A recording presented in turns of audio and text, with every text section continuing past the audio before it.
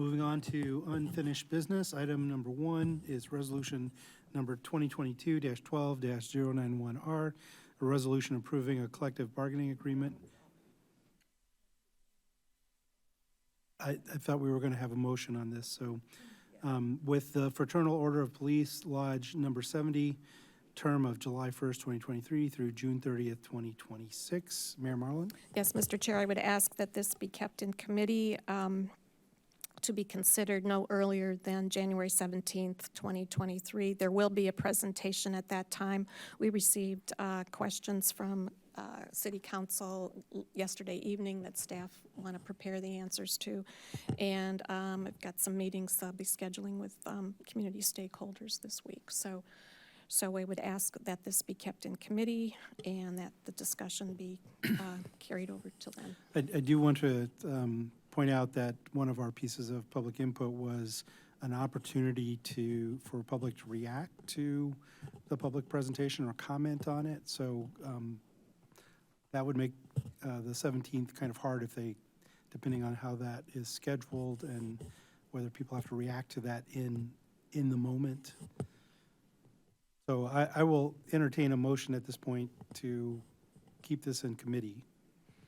I will move that we keep resolution number 2022-12091, a resolution approving a collective bargaining agreement with the Fraternal Order of Police Lodge 70, term of July 1st, 2023 through June 30th, 2026, to be on the committee of the whole meeting no earlier than January 17th. And that gives us the flexibility if we need to make some adjustments. All right. Second. JS seconds. Thank you. Any discussion about this? Grace? Thanks. I appreciate keeping this in committee. I agree with having more time to kind of digest and thoroughly understand all of the ins and outs of the bargaining rules and process. I appreciate that the public has come and spoke on this and for their engagement and reading through the contract. I definitely hear that, and I think for me, we're trying to figure out what things are tied to the contract and what things are part of city policy and how to navigate those things to make some of the changes that we'd like to see.